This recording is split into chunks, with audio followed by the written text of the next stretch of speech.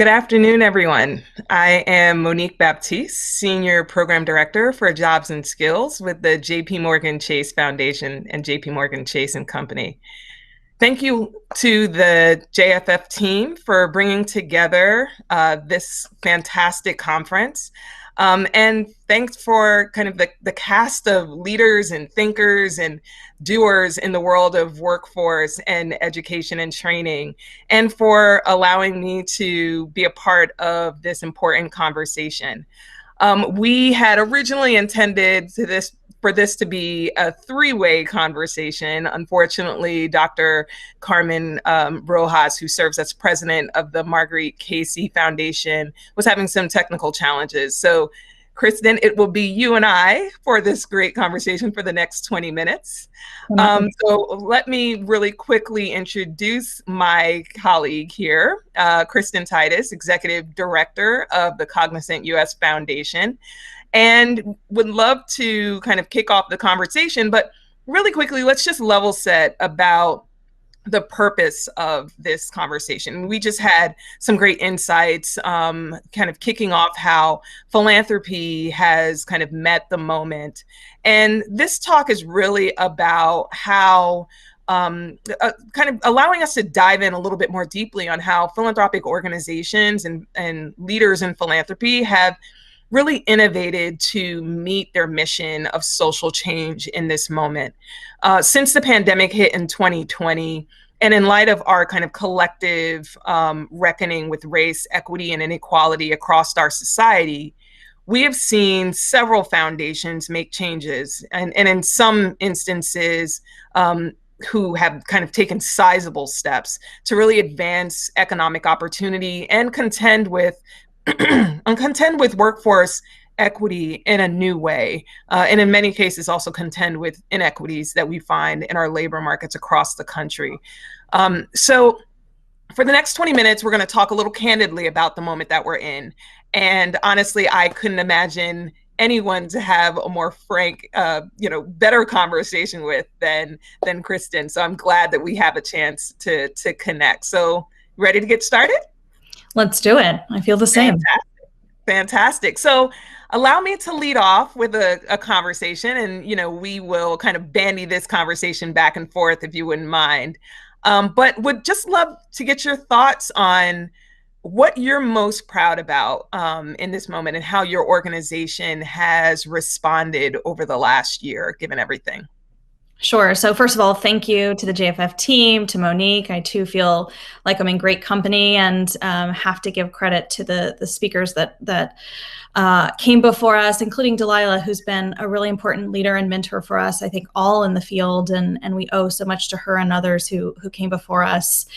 I think the last year has been perhaps the most eventful year in philanthropy in some time, and certainly in corporate philanthropy. And when we look back at the work that's not yet done, that's nowhere near done, I think, here at Cognizant, we're really proud of two things. One, our ability very early on to listen to our portfolio of grantees, to get feedback on where they are, what they needed, what their beneficiaries needed, and truly unforeseen circumstances, and act.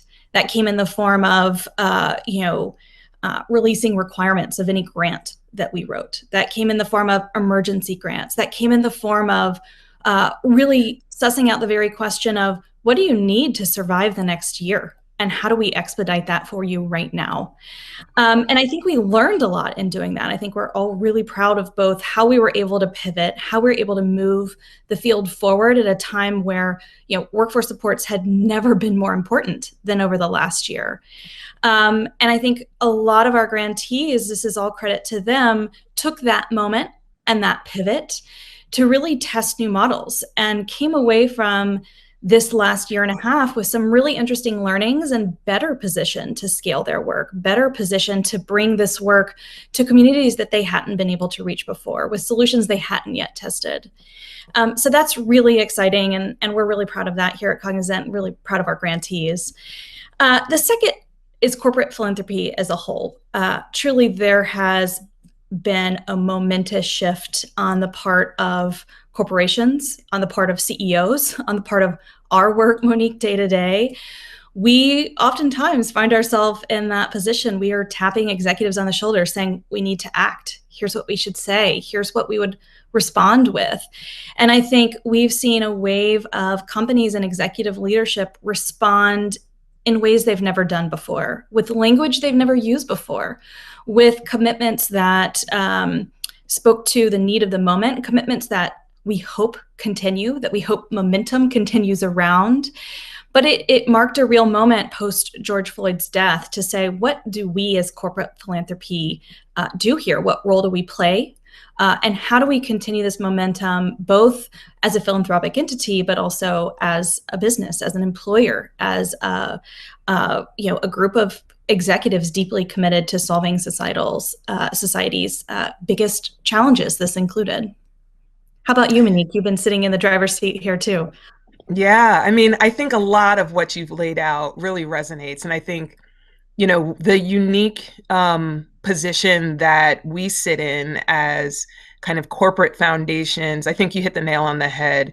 Last year we also did our $30 billion commitment, our Path Forward commitment, which was really our bold statement around how we will invest in addressing and kind of tearing down the barriers, the systemic challenges that are kind of perpetuating racism across our society, across our economy, and also building up new methods, new structures to really drive forward a much more equitable recovery. And I think just the confluence of events Right. really made this moment possible in a real way. And I think a lot of that also has to do with the fact that we have hit this moment of urgency in in a way that has been just fascinating to watch these major institutions like yours, like mine, like so many others, shift and move quickly to meet this moment. And I think specifically in philanthropy, I think the opportunity that this moment has also given us is, and your points were spot on. It allowed us to stop talking for a moment and listen. And I think across the industry, we had individual philanthropic leaders who, together would sit down and listen to our grantees who are proximate to the challenges, who can understand the lived experience in a way um, I think lifting up some innovations that we hadn't thought about before, right? Like it really reminded all of us that this idea of workforce development and workforce equity and equitable labor markets, it's not a theoretical concept, right? It's a lived experience. And so how do we take this moment to be quiet, and how do we take this moment and listen to our grantees, and listen to our grantees talk to us about, what does this moment feel like for the worker? What does this moment feel like for our job seekers and our communities? What does this moment feel like as a practitioner in these communities, both being a human, right, experiencing the shift? I mean, the sheer volume of organizations that instantaneously had to become tech experts, was tremendous. And I think it really was a humbling experience, and really allowed us the opportunity to just kind of reevaluate our practices, our policies, our approaches, get rid of the things that were arduous needlessly, and really hone in on how can we be better partners in the moment. So, I think, that is the silver lining of a really challenging time in our communities, in our economies. And I hope that, I know for us, we are really trying to make as much as we can stick for the long term. So yeah, so that's kind of everything that you said really resonates. So would love to kind of kick it back over to you on, you know, this connectivity, or like the kind of the intersection of kind of like the future of work, right? Which we know was kind of like this ubiquitous statement that was kind of amorphous. Nobody really knows what the future of work really means. But just this idea of the future of work in this moment combined with the future of philanthropy, right? Because I think particularly with the pandemic, it made the future of work now, right? Right. Technology and the impact of kind of automation and the like has really been front and center as a result, and accelerated as a result of the pandemic. So just would love your thoughts on, you know, that intersection between the future of work and the future of philanthropy, and how you think about recovery as experienced by kind of workers and learners and communities in general. Would love your thoughts on that. Yeah, I think some of this comes back to the great points that you made, Monique, around, a new and continued commitment to centering equity in all that we do in both of those discussions. What does that mean for the future of philanthropy? What does that mean for the future of work? How do we hold ourselves accountable to a new standard? How do we collect metrics that adequately reflect where we want to go and how far we have to go? And how do we move intentionally toward that? How do we embed the worker voice intentionally in all that we do? How do we really reframe what we've said that we want to do, and put it into practice? But I think when I think about sort of the future of philanthropy and the intersection of our work and the future of work, I sort of think about a handful of things that have come to the fore in the last year. The first is really introducing new funding models. To our earlier points, we now, I think, would all acknowledge that we want to serve communities however they feel they are supported best.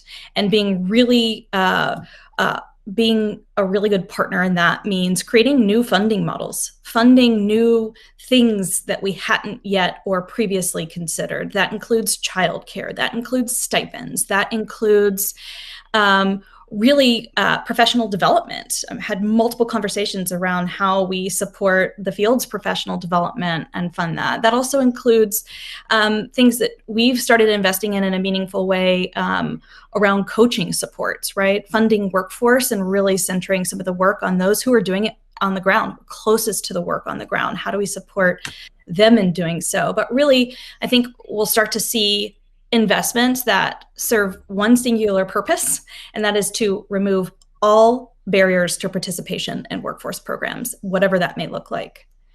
The second thing I'll add is something we've been talking about for a long time, but has become more and more important over the last 6 months, and that is how do we leverage philanthropic dollars to align, support, and augment what is the basis of all workforce funding: state, local, federal dollars, right? How do we braid this funding with WIOA, with short-term Pell, with all of these funding streams that are powering a long-standing workforce infrastructure in the United States? How do we use our dollars to work alongside those, incentivize different outcomes, to support what those cannot? I think that we'll start to see quite a bit of that in ways that we haven't before. The third is something that we've been talking about for a long time and have a long way to go on, which is how do we effectively change the face of philanthropy? How do we ensure that both those who are managing philanthropic funds and deploying them are close to and reflective of the work that we want to do? How do we diversify the pipeline of philanthropists in this space that come back to the questions of power and how we effectively rewrite centuries-old traditions here? And at the same time, how do we invest in organizations run by people from those communities they serve, right? How do we build this pipeline?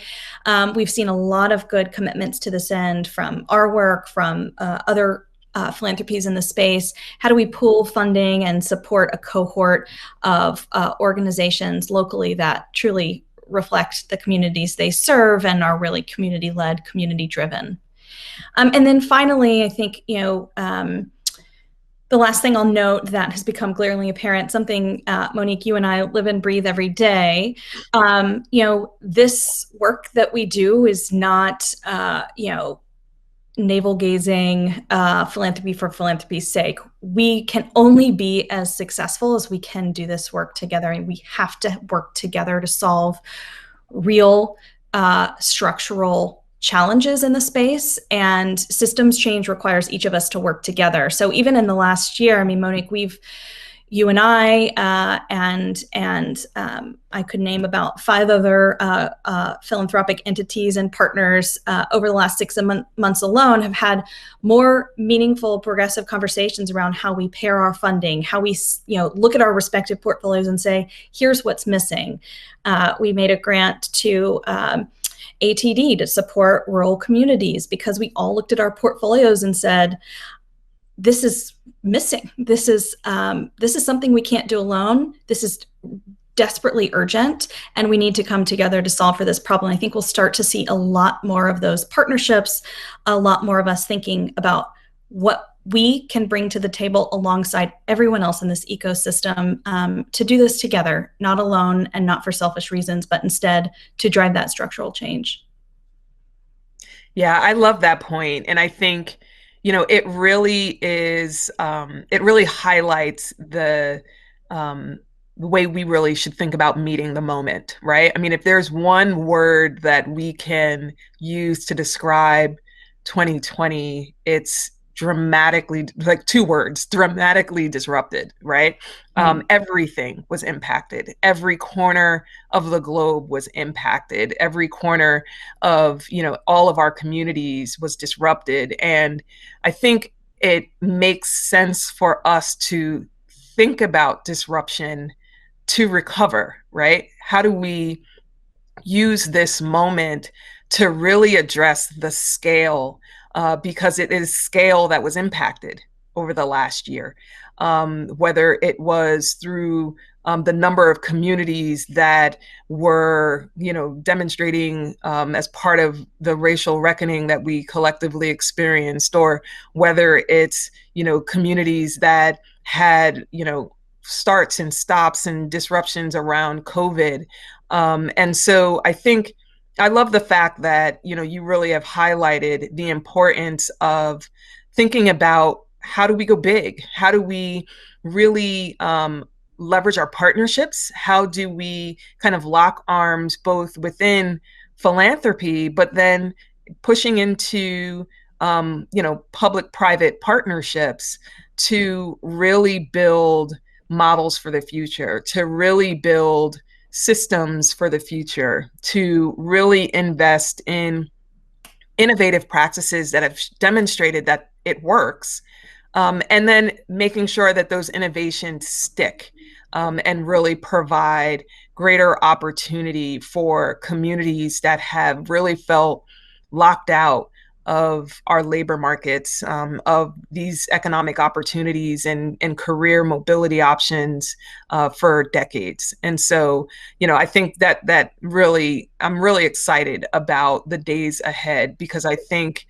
especially given the level of discourse in the public sector around workforce policy, around economic recovery, the conversations in higher education around community colleges and democratizing education and training. It's exciting times, and I think it's really important that we as philanthropy really meet the moment. Yeah, So and we are almost at time, but would love, any parting thoughts that you would like to kind of add to the conversation. yeah, I just want to give, I love talking in examples because it generates ideas and new great partnerships. One of the ways in which we are acting on what we just outlined that we're really excited about is a partnership with the National Governors Association, where we are effectively supporting 10 states and governors' offices and their workforce teams in really building recovery efforts that are both inclusive, equitable, and really rethinking how we do that. And again, a great example of philanthropy together with the leaders on the ground who manage these funds, who are doing this work day to day. And the Workforce Innovation Network, as we're calling it, will expand. We're bringing new funders into the work, and working to expand and evolve the work in perpetuity. I think we'll see a lot of this. How do we bring all parties together to solve what is a problem that requires employers, policymakers, educators, academic institutions, training providers? Really, it requires everyone at the table. And I think we'll see a lot of promising discussions around this in the months to come, and some real meaningful partnerships and deployment of capital toward that end. Fantastic. Well, the time has been way too short, but there's just so much more ground to cover. But, we know that with the lineup into the rest of today and into tomorrow, there's plenty more to explore and to really dig into. So thank you, Kristen, for a great conversation. And, really hope everyone enjoys, the rest of the lineup and the rest of the Horizon experience. Yes, thank you. Thank you all.